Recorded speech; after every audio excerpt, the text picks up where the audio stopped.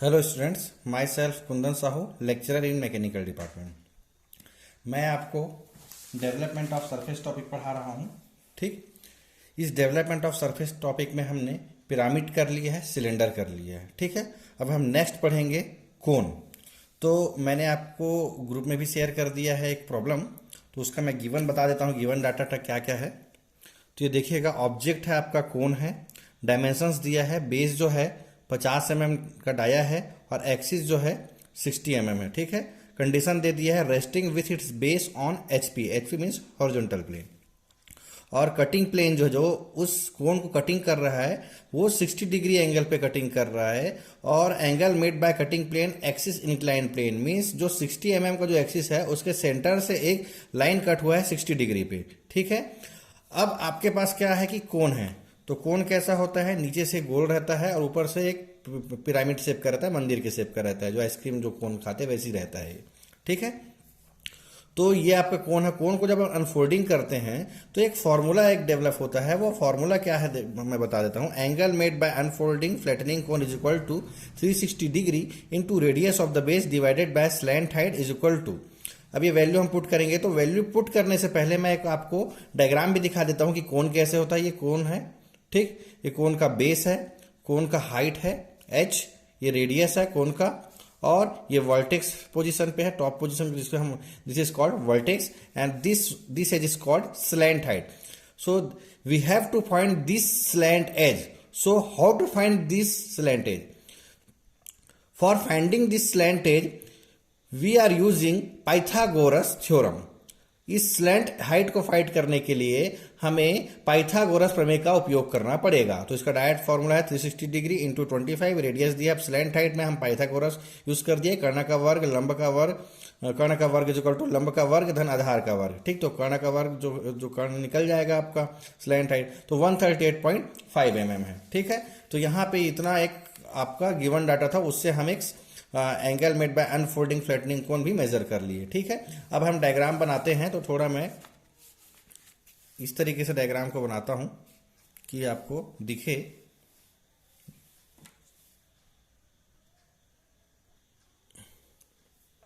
तो मैं अभी स्टार्ट करता हूं ड्राइंग। तो ड्राइंग में सबसे पहले आप क्या करोगे, you have to draw one horizontal straight line, this is called reference line and this is X Y line. ठीक है, एक्स वाई लाइन हम बना दिए। अब हमें क्या करना है, नीचे टॉप व्यू बनाना है और ऊपर फ्रंट व्यू बनाना है। ठीक है, नीचे टॉप व्यू बनाना है। तो कोन का जब आप टॉप व्यू बनाओगे, ऊपर से देखोगे, तो जो कोन है वो आपको ऊपर से गोल दिखाई देगा। ठीक है, तो मैं एक सर्कल बना देता हूं। सर्कल का डाया आपको दिया हुआ है, बेस डाया 50 mm, तो 50 mm डाया का एक मैं सर्कल बना दे रहा हूं।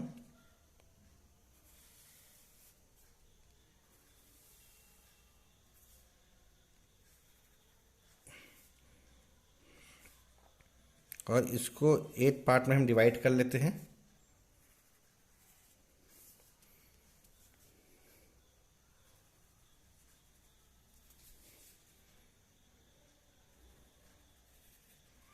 नेमिंग भी कर दे रहा हूँ, 1 2 3 4 5 6 7 8।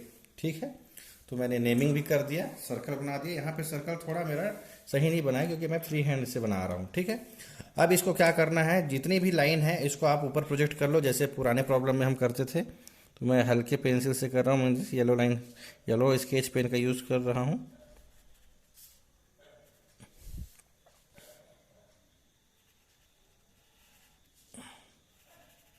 ये आपका लाइन पूरा प्रोजेक्ट हो गया ऊपर। ठीक है, अब मैं एक्सिस भी बना लेता हूँ। अब हमको ये नीचे वाला जो है वो टॉप व्यू है, ऊपर फ्रंट व्यू है।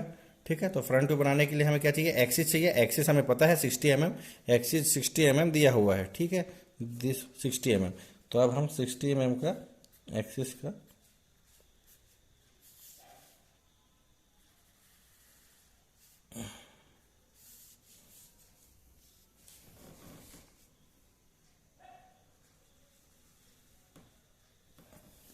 ठीक है,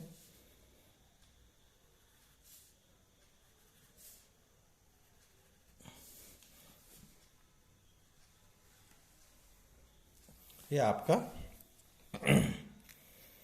फ्रंट व्यू भी बन गया। ठीक है, अब गिवन प्रॉब्लम में क्या है कि आपको एक कटिंग प्लेन दी हुई है 60 डिग्री पे, वो एक्सिस इंक्लाइन प्लेन जो है, angle made by cutting plane axis incline plane से 60 डिग्री पे कट करेगा। ठीक है, 60 डिग्री पे कट करेगा तो वो जो है सेंटर पॉइंट से जाएगा और ये 60 डिग्री पे रहेगा। ठीक है, तो 60 डिग्री पे यहाँ से ऐसे मेजर करके 60 डिग्री पे आप ले लीजिएगा। ठीक है, तो 60 डिग्री पे आप जब लोगे तो ये आपको कटिंग प्लेन बनानी है, ये आपका 60 डिग्री पे कटिंग प्लेन बन गया। अब हम इसको नेमिंग भी कर देते हैं। ठीक है, नेमिंग कर देते हैं। पहले तो इसको मैं नेमिंग कर लेता हूँ, नीचे वालों को जो प्रोजेक्ट किया हूँ। ठीक, तो ये 1 डेज हो गया, ये 2 डेज, ये 8 डेज, ये 3 डेज, ये 7 डेज। ठीक, ये 4 डेज, ये 6 डेज, ये 5 डेज। सिमिलरली इसका भी नेमिंग कर दे रहा हूँ। जहाँ जहाँ पे ये 2 8 तो ये बेस पे है तो इसका नेमिंग नहीं करूँगा। इस प्लेन पे जो हमें कटेगा उसका नेमिंग कर दे रहा हूँ। A days, B days, C days, D days और ये ई डेज। ठीक है, अब आप जो पिरामिड के प्रॉब्लम में देखे थे वो आप यहाँ पे भी देखोगे। पिरामिड की प्रॉब्लम में आप क्या देखे थे कि आपको ट्रू लेंथ मेजर करनी है। ठीक है, ट्रू लेंथ मेजर करनी है, ये ओ दे रहा हूँ सेंटर पॉइंट को, ये ओ डेस। तो ट्रू लेंथ मेजर करनी है, तो ट्रू लेंथ आप कैसे मेजर करोगे? टॉप व्यू में ऐसी लाइन जो हॉरिजॉन्टल होगी, एक्स वाई लाइन के पैरेलल होगी, वो आपके फ्रंट व्यू में वही लाइन जो है फ्रंट व्यू में आपकी ट्रू लेंथ रहेगी।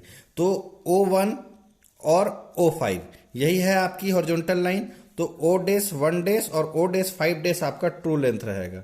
O डेस 1 डेस और O डेस 5 डेस यही आपका ट्रू लेंथ रहेगा, ये आपका ट्रू लेंथ रहेगा। ठीक है, तो आप इसको मेजर कर लेना स्केल से ट्रू लेंथ कितना है और उसको आप लिख दीजिएगा। ठीक है, अब जितना भी जो हमारा जो प्लेन है, हमारा एक लाइन है 60 डिग्री पे जो कट किया है, ठीक है, उसको ट्रू लेंथ पे हमें प्रोजेक्ट करना है। ट्रू लेंथ पे प्रोजेक्ट करना है तो ये बेस वाला तो नीचे साइड है तो इसे हम प्रोजेक्ट नहीं करेंगे। जो बेस लाइन के अलावा है जैसे ए डेस बी डेस लाइन, ये प्रोजेक्ट हो जाएगा ये। तो इसे मैं नेमिंग कर दे रहा हूँ A1 डेस और B1 डेस। सिमिलरली CD वाली लाइन भी आपकी प्रोजेक्ट हो जाएगी, C1 डेस और D1 डेस। सिमिलरली E वाली, तो आप O डेस 1 डेस वाले लाइन को भी ट्रू लेंथ ले सकते हैं और O डेस और 5 डेस वाली लाइन को भी ट्रू लेंथ ले सकते हैं। मैंने O डेस और 1 डेस को लिया है। ठीक है, तो E यहाँ से भी आप मेजर कर सकते हैं, इधर से भी मेजर कर सकते हैं। तो हम O डेस 1 डेस लिए हैं तो O डेस 1 डेस में ही पूरा हम ले लेते हैं E1 डैश। ठीक है, तो पूरी आपकी ट्रू लेंथ वैल्यू निकल गई। ठीक, अब आपको क्या करना है? अब आपको O डैश से, जो पुराने हम पिरामिड के प्रॉब्लम में भी वही करते थे, O डैश से एक हॉरिजॉन्टल लाइन खींचनी है। एक हॉरिजॉन्टल लाइन खींच दिया मैं। ठीक है, और डिवाइडर में जितना ट्रू लेंथ आया है O डैश 1 डैश या O डैश 5 डैश, जो भी आप ले रहे हो उतना आपको मेजर करना है। ठीक है, उतना आपको मेजर करना है और कहीं पे एक डिवाइडर का एक पॉइंट लेना है। ठीक है, और एक आर्क काट देना है। ठीक है, तो आप एक पॉइंट ले लीजिए और ट्रू लेंथ जितना भी डिवाइडर में आया है यहाँ पे एक पॉइंट रखिए और पेंसिल से वो ऐसे आर्क काट दीजिए। ठीक है, तो लेकिन ये ध्यान दीजिएगा कि यहाँ पे जब हम वो आर्क काटते हैं तो ये अनफोल्डिंग जितना एंगल है उतना ही आर्क काटेंगे। अनफोल्डिंग हमारा आया है 138 पॉइंट, ये mm नहीं होगा, 138.5 डिग्री। ठीक है, ये अनफोल्डिंग एंगल जो है यही आया 138.5। ठीक है, तो यहाँ से जितना ट्रू लेंथ है, ट्रू लेंथ का एक किनारा यहाँ जाएगा और जितना डिग्री आया है, ठीक है, तो ये डिग्री लगभग मान के चलो कि इतना आया है 138.5। यही आपकी ये डिग्री हो गई 138.5 डिग्री। ठीक है ना? और मैं इसे नेमिंग भी कर दे रहा हूँ। ये 1 हो गया। ठीक है, ये भी आप पॉइंट ले लीजिए, और डबल डेस ले लेते हैं, चलो 1 हो गया और ये भी 1 हो गया। ठीक है, 1 हो गया। अब हमें क्या करना है? ये जो सर्कल जो टॉप व्यू में दिख रहा है, वो 8 भागों में डिवाइड हुआ है, 8 पोर्शन में डिवाइड हुआ है, तो इसे भी हम 8 पोर्शन में डिवाइड कर देंगे। ठीक है, तो 138.5 डिग्री का डिवाइडेड बाय 8 करोगे तो ईच एंगल आपका निकल जाएगा। ठीक है, या आप ऐसे भी कर सकते हो कि यहाँ का एक परपेंडिकुलर लाइन ले लो, ठीक है, उसका हाफ ले लो, फिर उसका हाफ ले लो, तो ज़्यादा बेटर है कि आप 138.5 डिग्री को 8 पोर्शन में डिवाइड कर दो, तो आपके अंदर की ईच पोर्शन जो है each and equal angle equal distance की लाइन आपको पता चल जाएगी और वो आप ले सकते हो। ठीक है, तो आपका जितना भी आएगा आप कर लीजिएगा उसको, 138.5 डिवाइडेड बाय 8 कर दोगे तो जितना डिग्री आएगी। ठीक है, तो वैसा कर लीजिएगा, या तो आप 90 डिग्री यहाँ पे ले लीजिए, उसका हाफ 45 ले लीजिए। ठीक है, ऐसे भी कर सकते हो, आपकी मर्जी, जैसा भी करना है। तो ये हो गया, एक लाइन हो गया 2, ठीक है, ये एक पोर्शन हो गया 3, ये हो गया 4,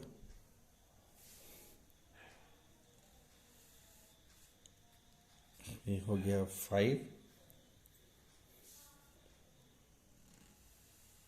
ये हो गया 6, ये हो गया 7,